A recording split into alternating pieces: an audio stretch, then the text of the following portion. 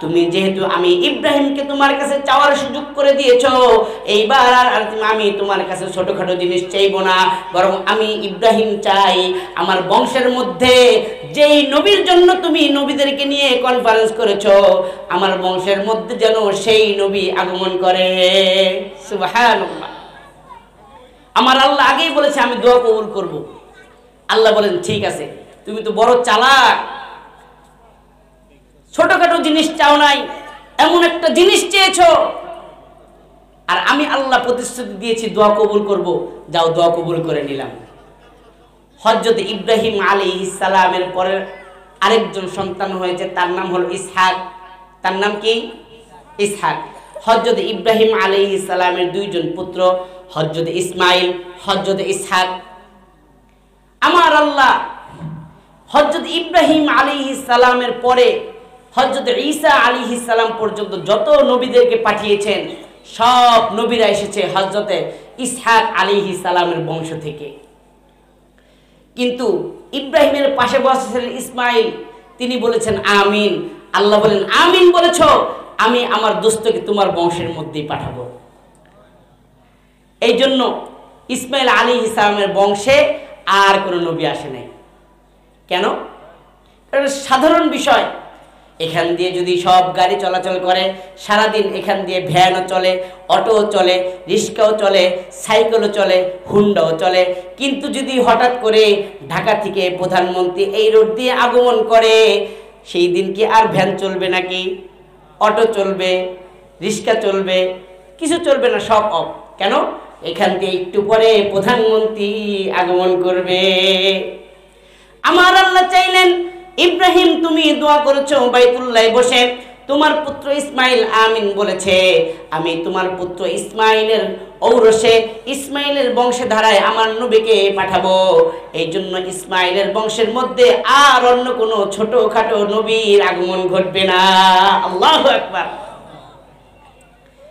এই জন্য হযরত আদম আলাইহিস সালামের পুত্র শীষ, শীষ আলাইহিস সালামের পুত্র আনুশ, আনুশের পুত্র কিনান, কিনানের পুত্র মালহাইল, মালহাইলের পুত্র ইদ্রিস, হযরত ইদ্রিস আলাইহিস সালামের পুত্র মাতাওশালাহ, মাতাওশালাহের পুত্র লামিক, লামিকের পুত্র হযরত নূহ, নূহের পুত্র হযরত শাম, শামের পুত্র আরফাকশাদ, আরফাকশাদের পুত্র আবির, আবির পুত্র ফাহিজ, ফাহিজের পুত্র রাও, রাওয়ের পুত্র সারুদ, সারুদের পুত্র নাহুব, নাহুবের পুত্র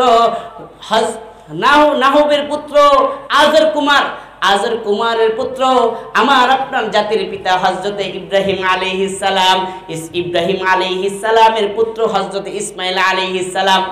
এরপরে নবুয়ত সালাতু আলা নবিয়্যি ওয়াল ওয়াজনু ওয়াল আদলু ওয়াল ফাজলু ওয়ান নাজমু ওয়াল আযমু বিল জাযম بوحدته بكبريائه بسلطان وبإعلان وبإتقان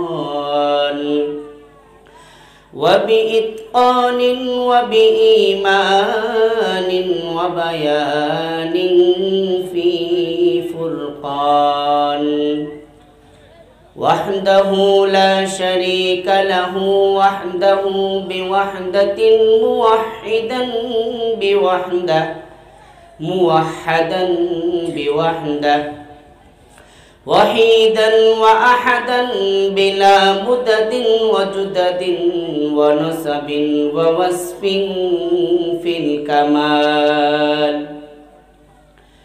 لا شريك له ولا نذير له ولا مثل له ولا مثال له ولا وزير له ولا مقارن له ولا مداني له ولا مداني له ولا مكاذم له ولا مناذر له ولا مضارع له لا جلد بلد ولد جسد رسو جزو نزو عزم له ثم نشهد أن لا إله إلا الله وحده لا شريك له ونشهد أن سيدنا وسندنا وحبيبنا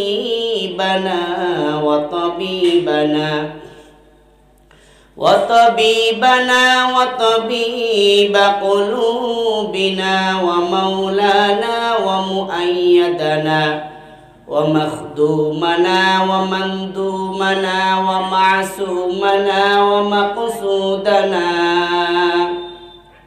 أجدر الخلق جديرنا أعظم الخلق أشرف الخلق أكمل الخلق أجمل الخلق أنور الخلق من الحسن والسدارة والولاية والحكاية والعناية والهداية والأمانة والإمامة صعد إلى سدرة المنتهى في ليلة المعراج كشف الدجى ثم دنا فتدلى فكان قاب قوسين أو أدنى أما بعد فقد قال الله تعالى في كلامه المجيد وفي فرقانه الحميد সকলেই জবান খুলে মুহাব্বতের সাথে পড়ি আউযু বিল্লাহি মিনাশ শাইতানির রাজীম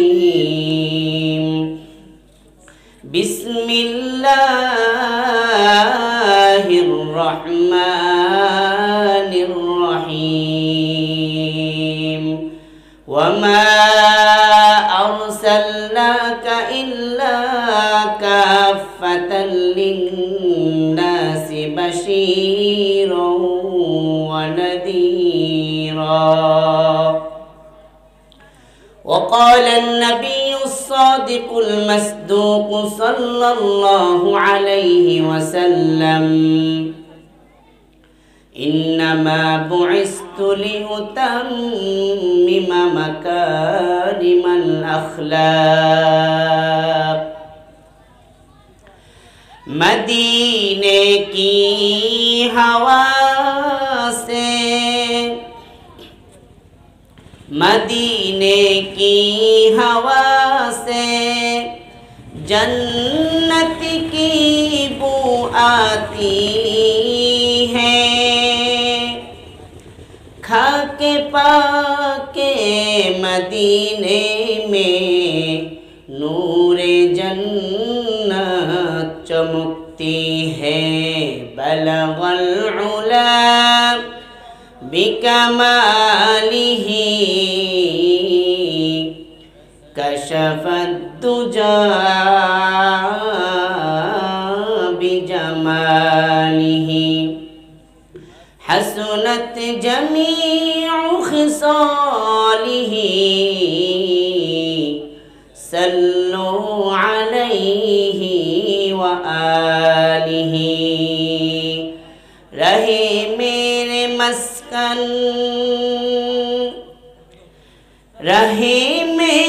मस्कन हवाली काबा बने मेरे मदफन दियारे मदीना बलगल उला कशफत दुजा बिजमालिही हसनत जमीउ खिसालिही सल्लु अलैहि व आलिही ज़िक्र हक़ आम मद ग़िज़ाई रूहरा मरहमा मद ई दिले मजरूहरा ला इलाहा इल्लल्लाह जोड़े ला इलाहा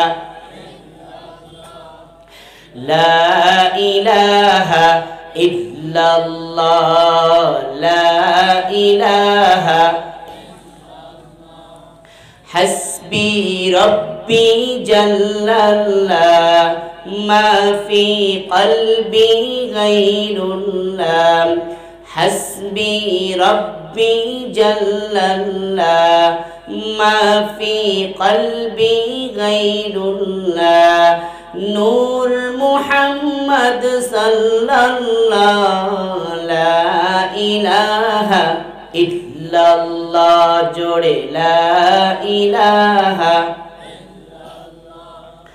লা ইলাহা ইল্লাল্লাহ লা ইলাহা ইল্লাল্লাহ দিন থাকিতে বন্ধু ভেলা কাজে লাগিবে সন্ধ্যা বেলা দিন থাকিতে বন্ধু ভেলা কাজে লাগিবে সন্ধ্যা বেলা অন্ধকারই কবরেতে অন্ধকারই কবরেতে থাকবা যখন একলা লা ইলাহা ইল্লাল্লাহ জোড়ে লা ইলাহা লা ইলাহা ইল্লাল্লাহ লা ইলাহা লা ইলাহা ইল্লাল্লাহ কত দূরই মদিনা কেমনে যাব জানি না কত দূরই মদিনা কেমনে যাব জানি না দয়াল আল্লাহ দয়া করো দয়াল আল্লাহ দয়া করো নাও না সোনার মদিনা লা ইলাহা ইল্লাল্লাহ লা ইলাহা লা ইলাহা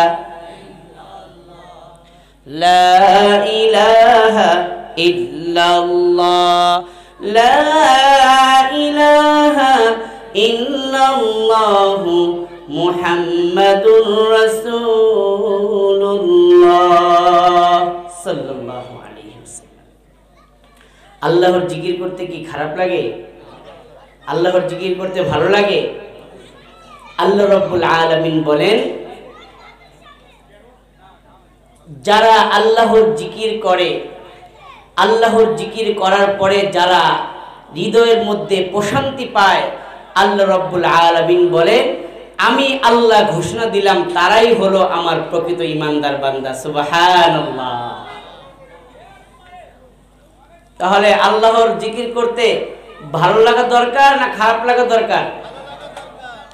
মুআজ্জাজ হাজিরিন, সর্বপ্রথম ওই মহা মুনিবের দরবারে শুকরিয়া জ্ঞাপন করছি যে মহান রব্বুল আলামিন আমাদেরকে এই ফিতনা ফাসাদের জামানায় যখন মানুষ গুনাহের দিকে ধাবিত হচ্ছে, যখন মানুষ জাহান্নামে যাওয়ার জন্য প্রতিযোগিতা করছে, সেই চ্যালেঞ্জিং মুহূর্তে রব্বুল আলামিন আমাদেরকে দুনিয়ার সকল ঝামেলা থেকে মুক্ত করে বিশ্বনবীর হাদিস অনুযায়ী জান্নাতের বাগানে আসার ও বসার তৌফিক দান করেছেন। সেই রব্বে কারিমের দরবারে আকাশ বাতাস কম্পিত করে মুসলমানের মতো গর্জন করে ইমানের বলে বলিয়ান হয়ে সমবেত কণ্ঠে বলি আলহামদুলিল্লাহ। মুআজ্জাজ হাজিরিন, আসলে বিষয়টা হচ্ছে যে জানে সে মানে, আর যে চিনে সে কিনে। যে জানে না সে মানে না, আর যে চিনে না সে কিনতেও পারে না। আজকে আমরা মুসলমান নিজেদের পরিচয় হারিয়ে ফেলেছি। রব্বুল আলামিন আমাদেরকে কত মহামূল্যবান সম্পদ দান করেছেন, রব্বুল আলামিন আমাদের মর্যাদা কত বাড়িয়ে দিয়েছেন। আজকে আমরা নিজেদের পরিচয় ভুলে গেছি। আল্লাহ রব্বুল আলামিন আমাদেরকে কত বড় মহা সম্পদ দান করেছেন, আমরা তার মূল্যায়ন করতে জানি না, করতে পারি না। যার কারণে আজকে আমাদের এত অধপতন। কোথাও গানের কনসার্ট হলে সেখানে মাইকিং লাগে না, হ্যান্ডবেল লাগে না, পোস্টার ছড়ানো লাগে না, সেখানে এমনিতেই মানুষ ভরে যায়। কিন্তু কোরআন ও হাদিসের মাহফিলে আমরা চেষ্টা করি যাতে করে মানুষ আসে, কোরআনের কথা শুনে তারা যেন নিজেদের জিন্দেগি পরিবর্তন করে জান্নাতের দিকে অগ্রসর হয়। মাইকিং করা হয়, হ্যান্ডবেল দেওয়া হয়, পোস্টারিং করা হয়, এরপরেও মানুষ আসে কেন? কারণ হচ্ছে আমরা আমাদের নিজেদের পরিচয় হারিয়ে ফেলেছি। যখন অন্যায়, অবিচার, জুলুম, অত্যাচার, পাশবিকতার জয় জয়কার, গোটা পৃথিবীর মানুষ এক চিলতে শান্তির আশায় হন্য হয়ে দুনিয়ার মধ্যে ঘুরছে, পৃথিবীর মানুষকে শান্তি দিতে যেখানে দুনিয়ার অত্যাধুনিক প্রযুক্তি ব্যর্থ, আজকে গোটা পৃথিবীর সব রাজনৈতিক নেতারা এক কথা স্বীকার করতে বাধ্য হয়েছে। আজ বর্তমান এই অশান্ত পৃথিবীকে পৃথিবীর কোনো নেতা শান্ত করতে পারবে না। এই অশান্তিকর পৃথিবীতে পৃথিবীর মানুষকে কোনো নেতা পৃথিবীর মানুষের ভাগ্যের পরিবর্তন ঘটাতে পারবে না। পৃথিবীর কোনো নেতা মানুষের মধ্যে শান্তি দিতে পারবে না যদি এই পুরা পৃথিবীর রাজত্ব, পুরা পৃথিবীর ক্ষমতা হযরতে মুহাম্মদ আরবি সাল্লাল্লাহু আলাইহি ওয়াসাল্লামের হাতের মধ্যে তুলে দেওয়া হয়। এক কাপ চা খেতে যতক্ষণ সময় লাগবে, এতটুকু সময়ের মধ্যে বিশ্বনবী গোটা পৃথিবীতে শান্তি ছড়িয়ে দিতে পারবে, ঠিক কিনা? তাহলে সেই বিশ্বনবীর আলোচনা শোনা এবং জানা আমাদের দরকার আছে না নাই? মুহতারাম হাজির, রব্বুল আলামিন আমাদেরকে কত বড় সম্পদ দান করেছেন। আজকে আমি এখানে আপনাদের সামনে আলোচনা করার নিয়ত করেছি বিশ্বনবী সাল্লাল্লাহু আলাইহি ওয়াসাল্লামের জীবনী। আমি হলাম আজকে শ্রোতা, বক্তা, আর আপনারা হচ্ছেন শ্রোতা।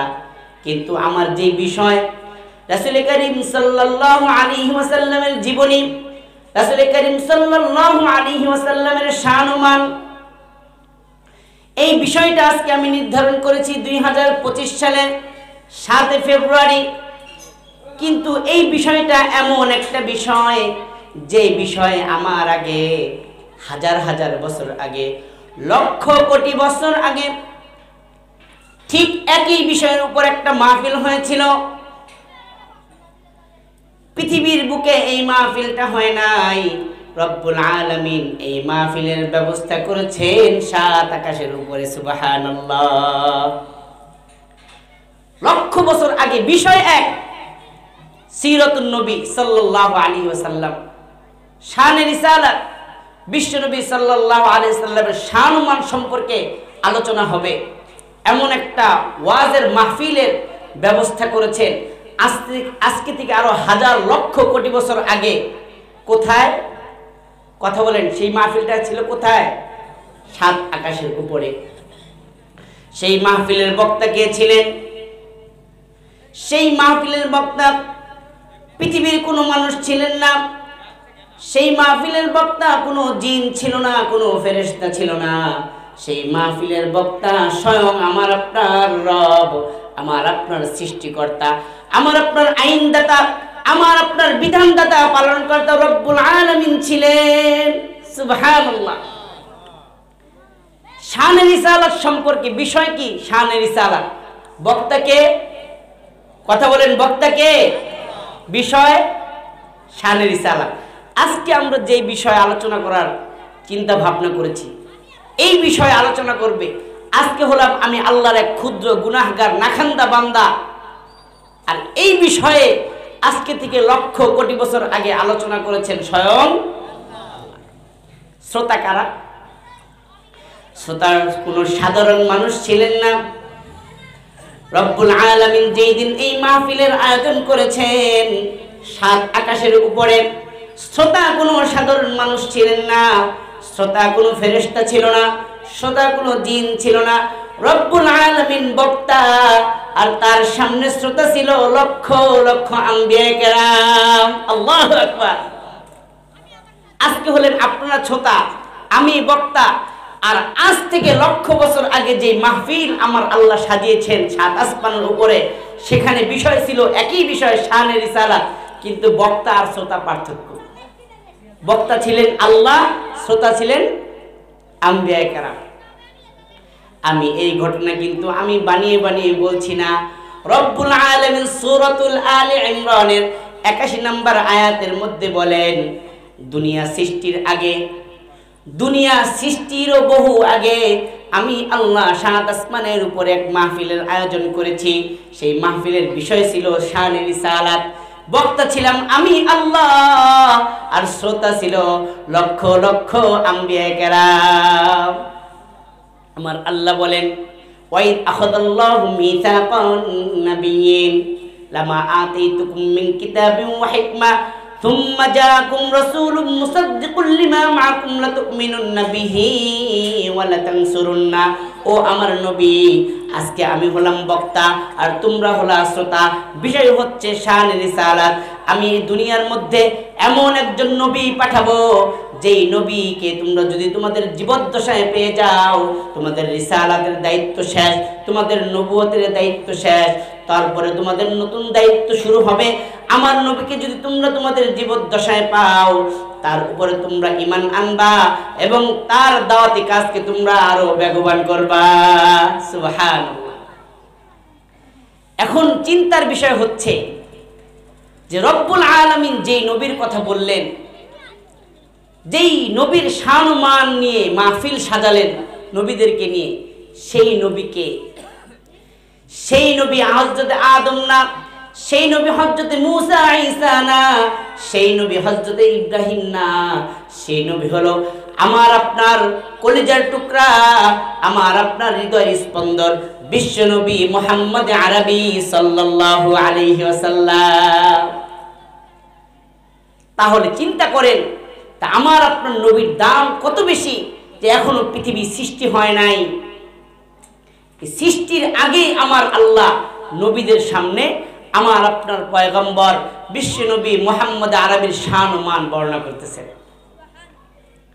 মুআজ্জাজ হাজিরিন, বিষয় হচ্ছে আমার আল্লাহ বলেন, ও আদম, ও ইব্রাহিম, ও মূসা, ও ঈসা, কিছুদিন পরে আমি তোমাদেরকে দুনিয়াতে পাঠাবো এবং আমি তোমাদেরকে নবুয়ত দান করব। তবে তোমাদেরকে নবুয়ত দান করবে একটা শর্তে। সেই শর্তটা হলো লাতুমিনুন্না বিহি ওয়া লাতানসুরুন্না। আমি যদি তোমাদের জীবদ্দশায় আমার নবীকে তোমাদের কাছে পাঠাই, তাহলে তোমাদের নবুয়তের ডেট এক্সপায়ার হয়ে যাবে, তোমাদের দায়িত্ব খতম হয়ে যাবে। তোমাদের নতুন দায়িত্ব হলো আমার নবী মুহাম্মদ আরবির উপর ঈমান এনে তার সহযোগী হয়ে যাওয়া। আমার নবী যখন আসবে, অন্যান্য নবীদের দায়িত্ব তখন শেষ হয়ে যাবে। কথা বলেন, তখন কি হবে? দায়িত্ব শেষ হয়ে যাবে। অর্থাৎ আমি এখানে চেয়ারম্যান সাহেবকে আনলাম কথা বলার জন্য। চেয়ারম্যান সাহেব আপনাদের এলাকার উন্নতির কিছু কথা বলবে। ইন দি মিন টাইমে এখানে এমপি সাহেব চলে আসছে। এখন চেয়ারম্যান সাহেবের কথার কোনো মূল্য আছে? কথা বুঝেন নাই? চেয়ারম্যান সাহেব কথা বলবে উন্নতির কথা, কিন্তু উন্নতিতে পাশ হবে এমপির কাছ থেকে। এখন যদি এমপি এখানে চলে আসে, চেয়ারম্যানের কথার কোনো মূল্য আছে? চেয়ারম্যান সাহেব কথা বন্ধ, এমপি কথা শুরু করেছে। এমপি কথা শুরু করার সাথে সাথে এখানে প্রধানমন্ত্রী উপস্থিত। এমপির কথার কোনো দাম আছে? তো রব্বুল আলামিন আমার আপনার হাবিব মুহাম্মদ আরবির শান ও মানকে এত বুলন্দ করেছে। আমার আল্লাহ ঘোষণা করেন, লাতুমিনুন্না বিহি ওয়া লাতানসুরুন্না। ও আমার আম্বিয়া কেরাম, শোনো শোনো, আমি তোমাদেরকে নবুয়ত দান করব, আমি তোমাদেরকে রিসালাত দান করব। তবে শর্ত হচ্ছে আমার নবী মুহাম্মদ আরবি যদি তোমাদের জীবদ্দশায় চলে আসে, তাহলে তোমাদের রিসালাতের দায়িত্ব শেষ, তোমাদের নবুয়তের দায়িত্ব শেষ, তোমাদের কিতাবের হুকুম শেষ। তোমাদের পরবর্তী নতুন দায়িত্ব হলো আমার নবীর উপর ঈমান এনে তার সহযোগী হয়ে যাওয়া। এখন নবীরা বলতেছেন হ্যাঁ ঠিক আছে আল্লাহ আপনার কথা মানলাম। আল্লাহ বলেন মানলে হবে না, আকরারতুম আমার কাছে এই কথা স্বীকারোক্তি দাও, আমার কথার এই কথার স্বীকারোক্তি দাও যে আমার নবীকে পাওয়ার পরে আমার নবীর উপর তোমার ঈমান আনবা কিনা। নবীরা বলছে হ্যাঁ আল্লাহ আপনার নবীকে যদি আমরা আমাদের জীবদ্দশায় পেয়ে যাই, আমাদের নবুয়ত কাজ বন্ধ, আমরা আপনার নবীর উপর ঈমান এনে আপনার নবীর সহযোগী হয়ে যাব। আল্লাহ বলেন তাহলে শোনো, আদম তোমাকে আমি আমার সফিউল্লাহ বানাবো, ও ইব্রাহিম তোমাকে আমি আমার খলিলুল্লাহ বানাবো, ও মুসা তোমাকে আমি আমার কালিমুল্লাহ বানাবো, ও ঈসা তোমাকে আমি আমার রূহুল্লাহ বানাবো। এইভাবে নবীদের সিফাত আমার আল্লাহ বর্ণনা করছেন। মুহাম্মদ আরবি সাল্লাল্লাহু আলাইহি ওয়াসাল্লাম বলেন, ও আমার উম্মতেরা শোনো, ও আমার উম্মতেরা শোনো, আমি কেমন নবী, আমি তখনও নবী ছিলাম যখন পৃথিবীর কোনো অস্তিত্ব হয় নাই। আমার আল্লাহ যখন এই পৃথিবীকে সৃষ্টি করেন নাই তখনও আমার নবী নবী ছিলেন। আমার নবী বলেন ঈসা যখন রূহুল্লাহ হয় নাই, মুসা যখন কালিমুল্লাহ হয় নাই, ইব্রাহিম যখন খলিলুল্লাহ হয় নাই, শুধু তাই নয়, শুধু তাই নয়, আদমকে যখন আমার আল্লাহ সৃষ্টিও করেন নাই, আদম যখন পানি আর মাটির মধ্যে গড়াগড়ি খাচ্ছে, আমি মুহাম্মদ তখন আরশে আজিমে নবী হিসাবে ফেরেশতাদের কাছে পরিচিত। সুবহানাল্লাহ।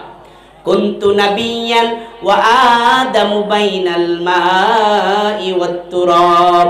বিশ্বনবী বলেন আমি তখনও নবী ছিলাম যখন আদম পানি এবং মাটির মধ্যে গড়াগড়ি খায়। আমার নবীর দাম কম না বেশি? মুআজ্জাজ হাজরিন কত বেশি! আমার আল্লাহ হযরত আদম আলাইহিস সালামকে পাঠালেন, আমার আল্লাহ হযরত নূহ আলাইহিস সালামকে পাঠালেন। এইভাবে নবুয়তের ধারা চলছে। হযরত ইব্রাহিম আলাইহিস সালাম আসলেন। ইব্রাহিম আলাইহিস সালামের বয়স 120।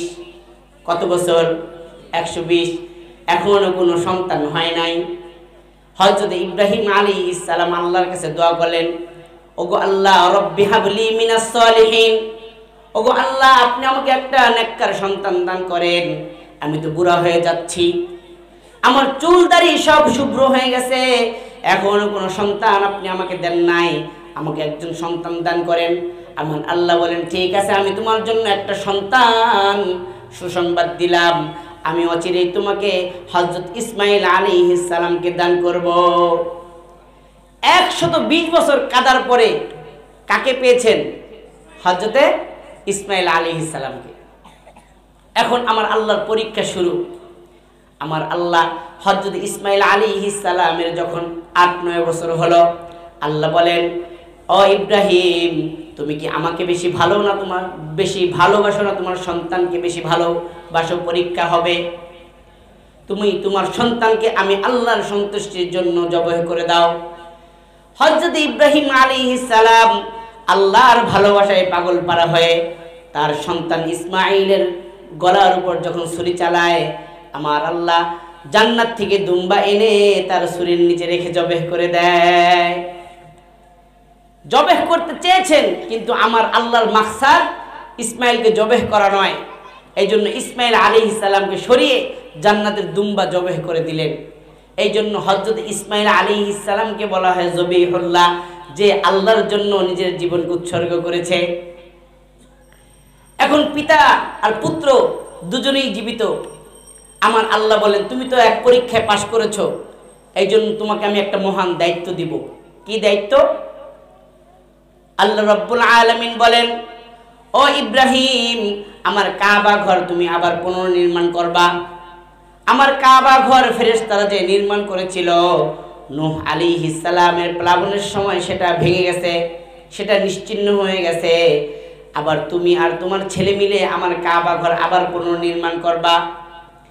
হযরত ইব্রাহিম আলাইহিস সালাম তার পুত্র ইসমাঈল আলাইহিস সালামকে নিয়ে কাবা ঘর পুনর্নির্মাণ করলেন। কাবা ঘর নির্মাণ করা এই কাজটা কি ভালো না খারাপ? ভালো কাজ না? তো প্রত্যেকটা ভালো কাজের পরে আমার আল্লাহ দোয়া কবুল করেন। হযরতে ইব্রাহিম আলাইহিস সালাম এবং তার ছেলে ইসমাঈল আলাইহিস সালাম পিতা এবং পুত্র মিলে কাবা ঘর নির্মাণ শেষ করলেন। আমার আল্লাহ অন্তরের মধ্যে ঢেলে দিলেন, ও ইব্রাহিম, তুমি আমার ঘর নির্মাণ করেছো, একটা ভালো কাজ করেছো, আমি আল্লাহ তোমার প্রতি রাজি ও খুশি হয়ে গেছি। এখন তুমি আমার কাছে যা চাইবা আমি তোমার জন্য সেইটা ফয়সালা করে দিব। ইসমাইল আলাইহিস সালামকে ইব্রাহিম আলাইহিস সালাম চেয়েছেন, আল্লাহ কিন্তু এমন কথা বলে নাই ইব্রাহিম আমার কাছে দোয়া করো আমি তোমার দোয়া কবুল করবো, এমন কথা বলেছে? বলে নাই। ইব্রাহিম আলাইহিস সালাম আল্লাহর কাছে চাইতে চাইতে ইসমাইল আলাইহিস সালামকে পেয়েছেন। এখন আমার আল্লাহ নিজেই বলতেছে, ইব্রাহিম আমার কাছে দোয়া করো আমি তোমার দোয়া কবুল করব। এখন বিরাট সুযোগ না? আল্লাহর কাছ থেকে কিছু নেওয়ার একটা সুযোগ কিনা বলেন? আপনি এমপির কাছে দরখাস্ত করলেন যে আমার এলাকায় এটা লাগবে সেটা লাগবে, এইটা পাস হওয়ার সম্ভাবনা কম। কিন্তু এমপি যদি বলে তোমার এলাকায় কি কি লাগবে বলো, আমি অচিরেই ব্যবস্থা করে দিচ্ছি, এটা পাওয়ার সম্ভাবনা কম না বেশি? বেশি। তা আল্লাহ বলতেছেন, ইব্রাহিম আমার কাছে দোয়া করো আমি আল্লাহ তোমার দোয়া কবুল করব। হযরত ইব্রাহিম আলাইহিস সালাম চিন্তা করলেন, 120 বছর পর্যন্ত চোখের পানি ফেলতে ফেলতে পেয়েছি জবিহুল্লাহকে, এখন যেহেতু আমার আল্লাহ সুযোগ দিয়েছে, আমাকে চাওয়ার সুযোগ দিয়েছে, এইবার আর কোনো ছোটখাটো জিনিস চাইবো না। আল্লাহ রাব্বুল আলামিন যে শান রিসালাত কনফারেন্স করে রূহের জগৎ আমাদের কাছ থেকে প্রতিশ্রুতি নিয়েছে, তার নবীকে আমাদের কাছে পাঠাইলে আমরা যেন তার প্রতি ঈমান আনি এবং তাকে সাহায্য করি। এখন আমি আল্লাহর কাছে ছোটখাটো কোনো জিনিস চাইবো না, বরং আমি চাইবো আল্লাহ যেন সেই মহান নবীকে আমি ইব্রাহিমের বংশের মধ্যে পাঠায়। সুবহানাল্লাহ। দেখছেন বাবা কত চালাক। আমার আল্লাহ এত মহান একজন নবীকে দুনিয়াতে দিবে, এটা কি দরখাস্ত ছাড়া দিবেন? দরখাস্ত ছাড়া দিবেন বলেন? দরখাস্ত ছাড়া তো দিবে না। কিন্তু দরখাস্তটা করবে কে? আল্লাহর কাছ থেকে তার মহান হাবিবকে দুনিয়াতে আনার জন্য দরখাস্তটা করবে কে? আল্লাহ বলেন, বাবা দরখাস্ত করতে হবে। বাবা যদি সন্তানের জন্য দরখাস্ত না করে আমি আল্লাহ এই দরখাস্ত গ্রহণ করব না। এখন হযরত ইব্রাহিম আলাইহিস সালাম তার পুত্র ইসমাইল আলাইহিস সালামকে নিয়ে বাইতুল্লাহ শরীফ নির্মাণ করার পরে বাইতুল্লাহ শরীফের মধ্যে বসে বসে হাত উঠিয়েছেন। এই হযরত ইসমাইল ইব্রাহিম আলাইহিস সালাম বলেন, রব্বানা ওয়াবআথ ফীহিম রাসূলাম মিন আনফুসিহিম ইয়াতলু আলাইহিম আয়াতিকা ওয়া ইউআল্লিমুহুমুল কিতাবা ওয়াল হিকমাতা ওয়া ইউযাক্কিহিম ইন্নাকা আনতাল আজিজুল হাকীম। ওগো আল্লাহ, তুমি যেহেতু আমি ইব্রাহিমকে তোমার কাছে চাওয়ার সুযোগ করে দিয়েছো, এইবার আর আমি তোমার কাছে ছোটখাটো জিনিস চাইবো না, বরং আমি ইব্রাহিম চাই আমার বংশের মধ্যে যেই নবীর জন্য তুমি নবীদেরকে নিয়ে কনফারেন্স করেছো, আমার বংশের মধ্যে যেন সেই নবী আগমন করে। সুবহানাল্লাহ। আমার আল্লাহ আগেই বলেছে আমি দোয়া কবুল করব। আল্লাহ বলেন, ঠিক আছে, তুমি তো বড় চালাক, ছোটখাটো জিনিস চাও নাই, এমন একটা জিনিস চেয়েছো, আর আমি আল্লাহ প্রতিশ্রুতি দিয়েছি দোয়া কবুল করব, যাও দোয়া কবুল করে নিলাম। হযরত ইব্রাহিম আলাইহিস সালামের পরে আরেকজন সন্তান হয়েছে, তার নাম হলো ইসহাক। তার নাম কি? ইসহাক। হযরত ইব্রাহিম আলাইহিস সালামের দুইজন পুত্র, হযরত ইসমাইল, হযরত ইসহাক। আমার আল্লাহ হযরত ইব্রাহিম আলাইহিস সালামের পরে হযরত ঈসা আলাইহিস সালাম পর্যন্ত যত নবীদেরকে পাঠিয়েছেন সব নবীরা এসেছে হযরত ইসহাক আলাইহিস সালামের বংশ থেকে। কিন্তু ইব্রাহিমের পাশে বসেছিলেন ইসমাইল, তিনি বলেছেন আমিন। আল্লাহ বলেন, আমিন বলেছো, আমি আমার দোস্তকে তোমার বংশের মধ্যেই পাঠাবো। এই জন্য ইসমাইল আলাইহিস সালামের বংশে আর কোনো নবী আসে নাই। কেন? এটা সাধারণ বিষয়। এখান দিয়ে যদি সব গাড়ি চলাচল করে, সারাদিন এখান দিয়ে ভ্যানও চলে, অটোও চলে, রিক্সাও চলে, সাইকেলও চলে, হুন্ডাও চলে, কিন্তু যদি হঠাৎ করে ঢাকা থেকে প্রধানমন্ত্রী এই রোড দিয়ে আগমন করে, সেই দিন কি আর ভ্যান চলবে নাকি? অটো চলবে, রিক্সা চলবে, কিছু চলবে না, সব অফ। কেন? এখান দিয়ে একটু পরে প্রধানমন্ত্রী আগমন করবে। আমার আল্লাহ চাইলেন ইব্রাহিম তুমি দোয়া করেছো বাইতুল্লাহে বসে, তোমার পুত্র ইসমাইল আমিন বলেছে, আমি তোমার পুত্র ইসমাইলের ঔরসে, ইসমাইলের বংশধারায় আমার নবীকে পাঠাবো। এই জন্য ইসমাইলের বংশের মধ্যে আর অন্য কোনো ছোটখাটো নবীর আগমন ঘটবে না। আল্লাহু আকবার। এই জন্য হযরত আদম আলাইহিস সালামের পুত্র শীষ, শীষ আলাইহিস সালামের পুত্র আনুশ, আনুশের পুত্র কিনান, কিনানের পুত্র মালহাইল, মালহাইলের পুত্র ইদ্রিস, হযরত ইদ্রিস আলাইহিস সালামের পুত্র মাতাওশালাহ, মাতাওশালাহের পুত্র লামিক, লামিকের পুত্র হযরত নূহ, নূহের পুত্র হযরত শাম, শামের পুত্র আরফাকশাদ, আরফাকশাদের পুত্র আবির, আবির পুত্র ফাহিজ, ফাহিজের পুত্র রাও, রাওয়ের পুত্র সারুদ, সারুদের পুত্র নাহুব, নাহুবের পুত্র নাহুবের পুত্র আজর কুমার, আজর কুমারের পুত্র আমার আপনার জাতির পিতা হযরত ইব্রাহিম আলাইহিস সালাম, ইব্রাহিম আলাইহিস সালামের পুত্র হযরত ইসমাইল আলাইহিস সালাম। এরপরে নবুয়তের ধারা বন্ধ, আর কোনো নবী আসে নাই। এইভাবে আস্তে আস্তে বংশধারা চলতে চলতে আব্দে মানাফ, আব্দে মানাফের বংশ যেতে যেতে আব্দুল মুত্তালিব, আব্দুল মুত্তালিবের পুত্র আব্দুল্লাহ, আব্দুল্লাহর ঔরসে এই দুনিয়ার মধ্যে সর্বশ্রেষ্ঠ নবী, নবীদের সৈয়দ, নবীদের ইমাম, ইমামুল মুরসালিন, খাতামুন নবিয়্যিন, হাবিবে কিবরিয়া, আশরাফুল আম্বিয়া, সাকে কাউসার, শাফিয়ে মাহশার, মুহাম্মদ মুস্তাফা, আহমদ মুস্তাফা সাল্লাল্লাহু আলাইহি ওয়াসাল্লাম এই ধরায় আগমন করেছেন। আল্লাহু আকবার। মুহতারাম হাজিরিন, আমার আপনার নবী কত শান কত মান, আমার আপনার নবী আগমন করলেন দুনিয়াতে, আমার আপনার নবী দুনিয়াতে আগমন করলেন। আগমন করার পরে আমার আপনার নবীর তিনজন পুত্র সন্তান হয়েছিল। আমার আপনার নবীর কয়জন পুত্র সন্তান ছিল আমরা কিন্তু অনেকেই জানি না। আমরা দুনিয়ার সব খবর রাখি, কিন্তু যেই নবীর কারণে আমার এত দাম বাড়লো সেই নবীর খবর আমার কাছে। আমার নবীর কয়জন পুত্র সন্তান ছিল জোরে বলেন কয়জন? একজনের নাম কাসেম, আরেকজনের নাম তহের, আরেকজনের নাম ইব্রাহিম। কিন্তু তারা বেশি দিন দুনিয়াতে জীবিত থাকে নাই। আমার আল্লাহ ছোট্ট বয়সে তাদেরকে আবার আল্লাহর কাছে ডেকে নিয়েছেন। আরব দেশে একটা রীতি ছিল, যদি কারো একাধিক পুত্র মারা যেত তারা বলতো এই লোকটা হলো আবতার, নির্বংশ। এই লোকটা কি? নির্বংশ। বিশ্বনবী সাল্লাল্লাহু আলাইহি ওয়াসাল্লামের একাধারে তিনজন পুত্র মারা গেছে, এমনি ছাই আরো পাইছে বাতাস।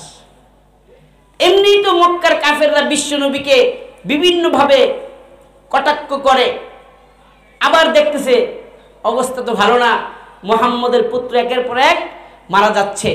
এখন তারা সুযোগ পাইল, সবাই মিলে বলল, শোনো শোনো, মুহাম্মদ যেই দ্বীনের প্রচার করছে, মুহাম্মদ যেই ইসলামের দাওয়াত দিচ্ছে, তার বিরোধিতা আর করার দরকার নাই। কেন কেন? মুহাম্মদ তো আবতার, মুহাম্মদ হলো নির্বংশ। মুহাম্মদ যেই দ্বীন ইসলামের প্রচার করে তার তো কোনো সন্তান নাই, তার সব সন্তান মারা গেছে। সুতরাং মুহাম্মদ যেই দ্বীনের প্রচার করে এই দ্বীনও আর বেশি দিন পৃথিবীর বুকে টিকে থাকবে না। মুহাম্মদ চলে যাবে পৃথিবী থেকে, মুহাম্মদের সাথে সাথে মুহাম্মদের দ্বীনও পৃথিবী থেকে মুছে যাবে, কারণ তার হাল ধরার তো কেউ নাই। এই জন্য মক্কার অলিতে গলিতে তারা রচনা করতে লাগলো, মুহাম্মদ হলো আবতার, মুহাম্মদ হলো নির্বংশ। এখন একজনের সন্তান মারা গেছে, এমনিতেই তো মন খারাপ, আবার যদি তাকে আরেকজনে কাটা ঘায়ে নুনের ছিটা দিয়ে বলে সে তো নির্বংশ, তাহলে কষ্ট বাড়বে না কমবে? বিশ্বনবী তো মানুষ ছিলেন, তার মধ্যেও মানবীয় গুণ ছিল। মুহাম্মদে আরবি যেখানেই যায় কাফেররা বলে মুহাম্মদ হলো আবতার, মুহাম্মদ হলো নির্বংশ। মুহাম্মদ দুনিয়া থেকে চলে গেলে তার দ্বীনও দুনিয়ার মানচিত্র থেকে মুছে যাবে। বিশ্বনবী মুহাম্মদ আরবির মন খারাপ, বিশ্বনবী মুহাম্মদ আরবির মন খারাপ। আমার আল্লাহ আরশে আজিম থেকে বিশ্বনবী সাল্লাল্লাহু আলাইহি ওয়াসাল্লামকে ডেকে বলেন, ও আমার হাবিব, মন খারাপ করার কোনো দরকার নাই, মন খারাপ করার কোনো কারণ নাই। আমি আপনাকে দুনিয়া দুনিয়ার মধ্যে এই জন্য পাঠাই নাই আপনি দুনিয়া থেকে চলে যাবেন আর সাথে সাথে আপনার দ্বীনও দুনিয়া থেকে মুছে যাবে, বরং আমি আল্লাহ আপনাকে দুনিয়ার বুকে এই জন্য পাঠিয়েছি আপনার দ্বীন কিয়ামত পর্যন্ত দুনিয়ার বুকে প্রতিষ্ঠিত থাকবে। আল্লাহ বলেন হুয়াল্লাযী আরসালা রাসূলাহু বিল হুদা ওয়া দীনিল হাক্কি লিইয়ুযহিরাহু আলাদ-দীনি কুল্লিহি ওয়ালাউ কারিহাল মুশরিকুন।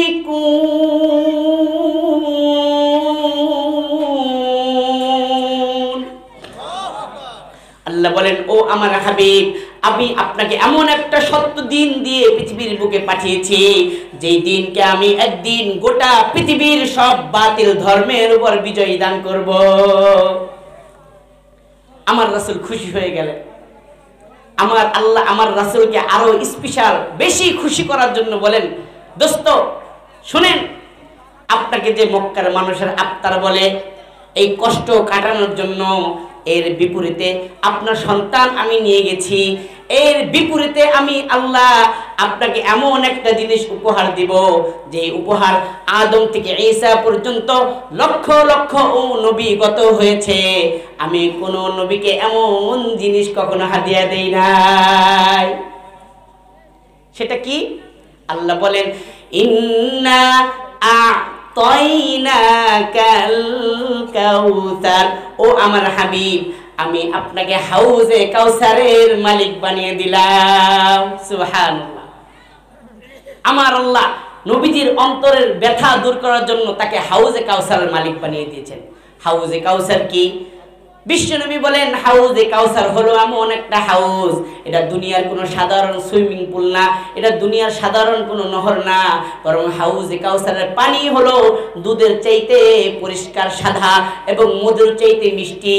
কিয়ামতের মুসিবতের দিনে বান্দার কলিজা যখন পিপাসায় ফেটে চৌচির হয়ে যাবে, তখন আমার আল্লাহ মুমিন মুসলমান বান্দাদেরকে বিশ্বনবীর কাছে পাঠিয়ে দিবেন, যাও যাও হাউজে কাউসারের পানি খাও আর তোমাদের তৃষ্ণার্ত কলিজাকে ঠান্ডা করো।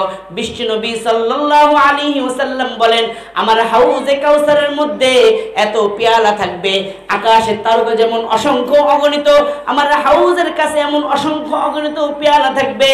আমি আমার উম্মতদেরকে নিজ হাতে হাউজে কাউসারের পানি পান করিয়ে দিব। বিশ্বনবী বলেন যেই ব্যক্তি একবার আমার হাতে হাউজে কাউসারের পানি পান করবে, কিয়ামতের মুসিবতে 50,000 বছর কিয়ামতের ময়দানে অপেক্ষা করতে হবে।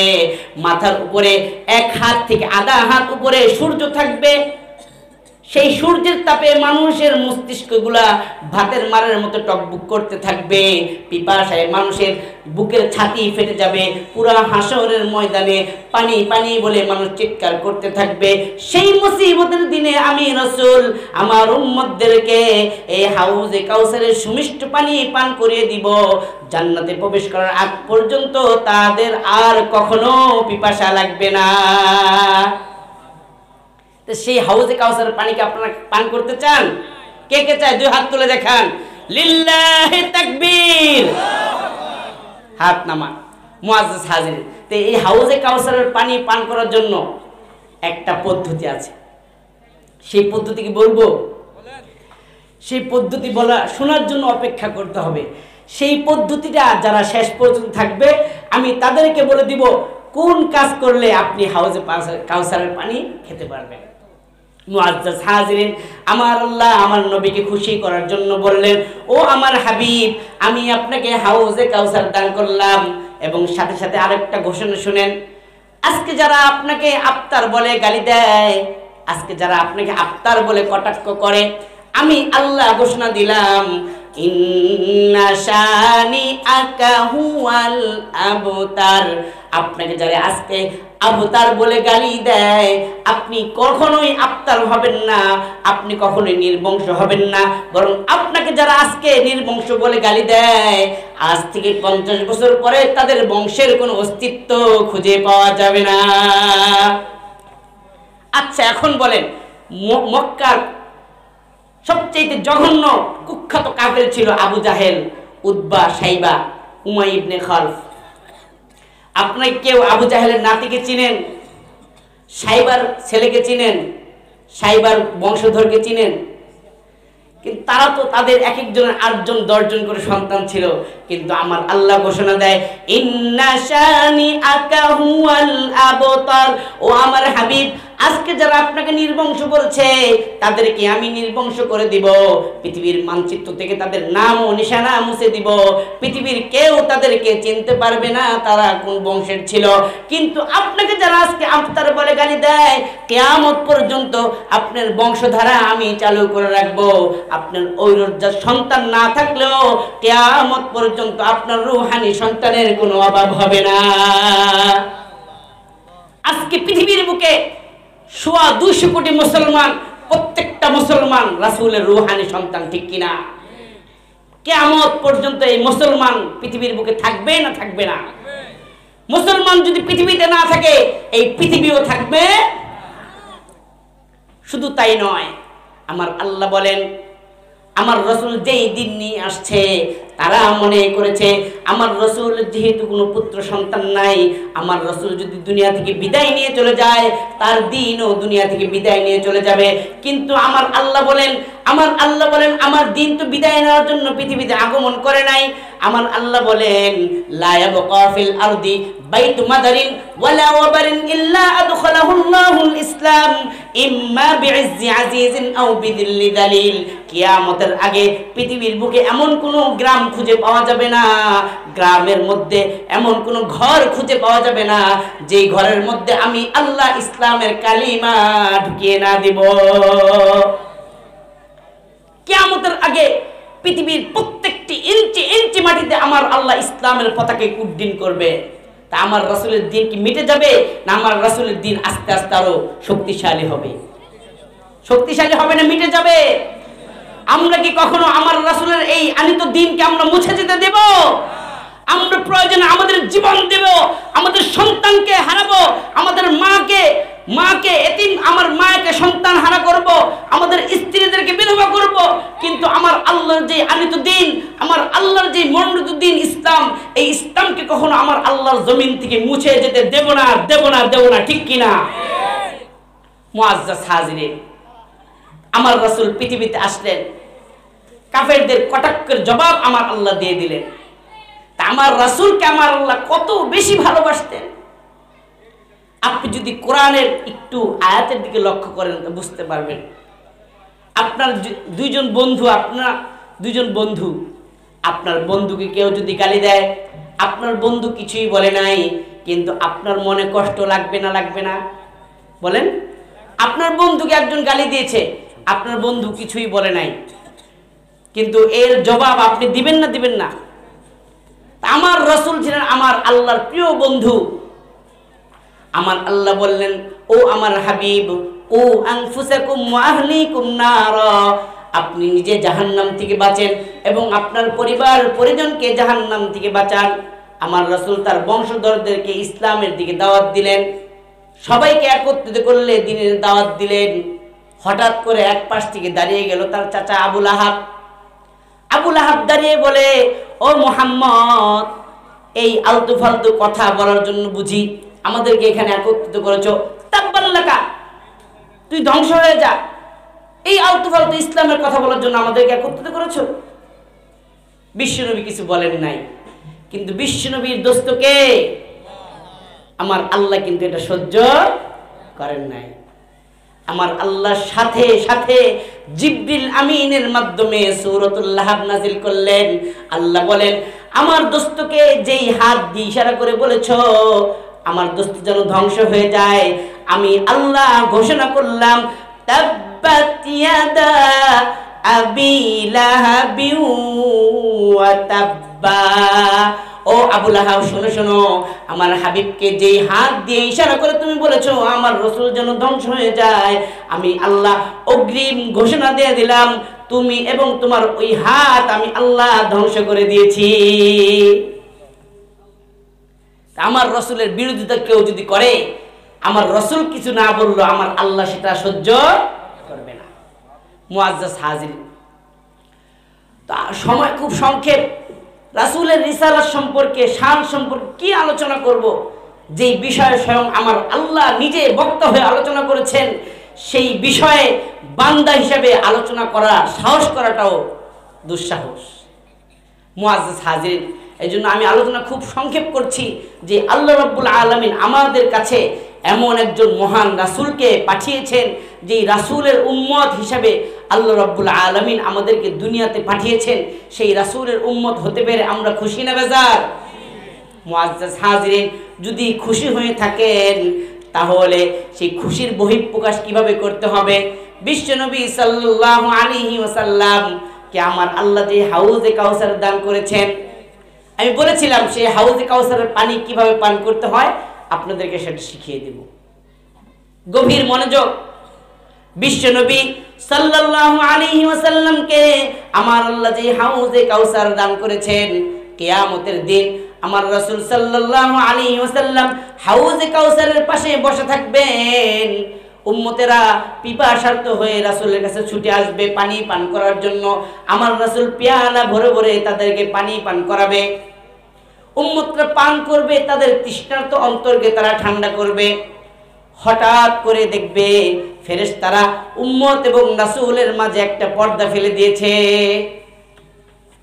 বিশ্বনবী বলবেন, ইন্নাহুম মিন্নি, এই ফেরেশতারা তোমরা পর্দা ফেললে কেন? এই উম্মতগুলো তো আমার, তাদেরকে আমার কাছে আসতে দাও, আমি রাসূল তাদেরকে নিজ হাতে হাউজে কাউসারের পানি পান করাবো। ফেরেশতারা বলবে, ওগো আল্লাহর রাসূল, 63 বছর জিন্দেগিতে আপনি কত কষ্ট করেছেন, আপনি খেয়ে না খেয়ে পেটের মধ্যে পাথর বেঁধে এই দিন প্রচার করেছেন, উহুদের ময়দানে দান মোবারক শহীদ করেছেন, তায়েফের ময়দানে রক্ত ঝরিয়েছেন।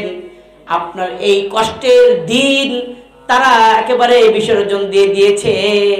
আপনি তাদের কাছে দিন রেখে এসেছেন, তারা আপনার দিনকে পরিবর্তন করে ফেলেছে। আপনি তাদের কাছে আপনার যে আদর্শ রেখে এসেছেন, তারা আপনার আদর্শকে বাদ দিয়ে মানুষ রচিত আদর্শ তারা গ্রহণ করেছে। তখন বিশ্বনবী সাল্লাল্লাহু আলাইহি ওয়াসাল্লাম রাগান্বিত হয়ে বলবেন, সুহকান সুহকান লিমান গায়্যারা বাদি, আরে আমি যে রাসূল যে রক্ত ঝরিয়ে ঘাম ঝরিয়ে যে দিন তোমাদের কাছে আমানত হিসেবে রেখে এসেছিলাম, আমি পৃথিবী থেকে বিদায় নেওয়ার পরে যারা আমার দিনকে ধ্বংস করে দিয়েছো, যারা আমার দিনকে মিটিয়ে দিয়েছো, আজকে হাউজে কাউসারের পানি তাদের জন্য হারাম। সুহকান সুহকান লিমান গায়্যারা বাদি, আমার চলে আসার পরে যারা আমার দিনকে ধ্বংস করে দিয়েছে, আজকে তাদের সাথে আমার কোনো সম্পর্ক নাই। মুআজ্জাজ হাজিরিন, এই জন্য বিশ্বনবী সাল্লাল্লাহু আলাইহি সাল্লাম আমাদের কাছে যে দিন নিয়ে আসছে, এই দিন যদি আমরা পরিপূর্ণ আমানতদারিতার সাথে নিজেদের মধ্যে ফিট না করি, এই দিনকে যদি আমরা অবহেলা করে ছেড়ে দেই, কাল কিয়ামতে পিপাসায় আমাদের বুকের ছাতি ফেটে যাবে। বিশ্বনবী আমাদেরকে হাউজে কাউসারের পানি দিবেন না। এই জন্য আমরা কে কে আল্লাহ রাসূলের হাতে হাউজে কাউসারের পানি পান করতে চাই? দুহাত তুলে দেখাই, লিল্লাহি তাকবীর। হাউজে কাউসারের পানি পান করার জন্য পদ্ধতি কি? বিশ্বনবী যে দিন আমাদের কাছে রেখে গেছেন, এই দিনকে যথাযথভাবে পালন করতে হবে। আজকে দেখেন, আমার মুখে দাড়ি নাই, কিন্তু রাসূলের মুখে দাড়ি ছিল।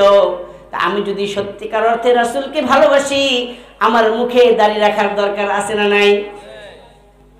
কিয়ামতের দিন আল্লাহ বলেন, যেই ব্যক্তি যেই অবস্থায় মৃত্যুবরণ করবে, কিয়ামতের দিন তাকে ওই অবস্থায় উঠানো হবে।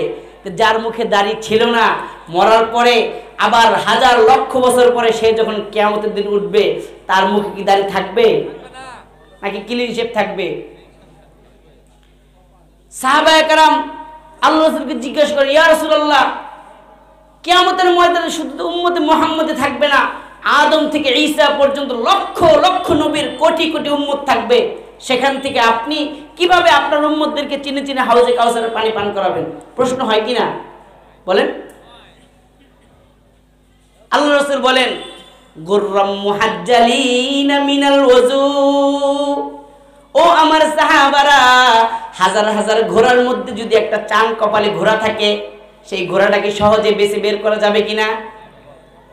100 ঘোড়া আছে, কিন্তু একটা ঘোড়ার চান কপালের মধ্যে সাদা একটা দাগ আছে, এটা বের করতে বেশি সময় লাগবে? আল্লাহ রাসূল বলেন গুররাম মুহাজ্জালিনা মিনাল ওযু, আরে লক্ষ কোটি কেন বিলিয়ন ট্রিলিয়ন জিলিয়ন মিলিয়ন উম্মতের মধ্যে থেকে আমি রাসূল আমার উম্মতদেরকে এক এক করে বেছে নিব। কেন কেন? আল্লাহ রাসূল বলেন গুররাম মুহাজ্জালিনা মিনাল ওযু, যারা নিয়মিত 5 ওয়াক্ত নামাজে ওযু করে নামাজ আদায় করেছে, তাদের এই ওযুর অঙ্গ প্রত্যঙ্গগুলা আকাশের তারকার মতো ঝিকঝিক ঝিকঝিক করতে থাকবে। আমি রাসূল তাদেরকে দেখে দেখে চিনে চিনে বেছে বেছে হাউজে কাউসারের পানি পান করব। তাহলে কাল কিয়ামতে যদি আমি ঠিকমতো ওযু না করি, আমার এই হাতগুলা কি চিকচিক করবে না অন্য নবীর উম্মতের সাথে মিশে যাবে?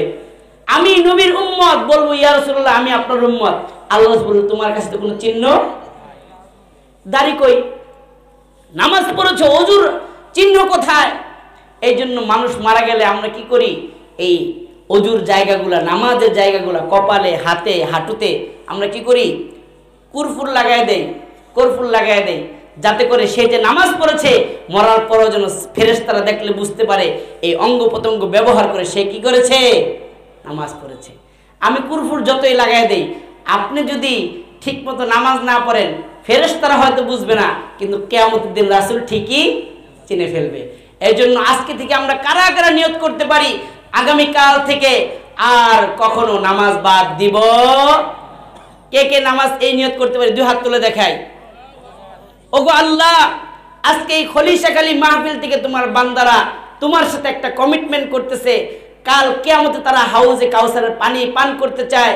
আল্লাহ, আপনি আপনার বান্দাদেরকে মৃত্যু পর্যন্ত 5 ওয়াক্ত নামাজ নিয়মিত আদায় করার তৌফিক দান করেন। সকলে বলেন আমিন। আল্লাহ রাব্বুল আলামিন আমাদের প্রত্যেককে আল্লাহ রাসূলের হাতে হাউজে কাউসারের পানি পান করে আমাদের এই জ্বলন্ত পিপাসার্ত অন্তরকে পরিতৃপ্ত করার তৌফিক দান করেন। সকলে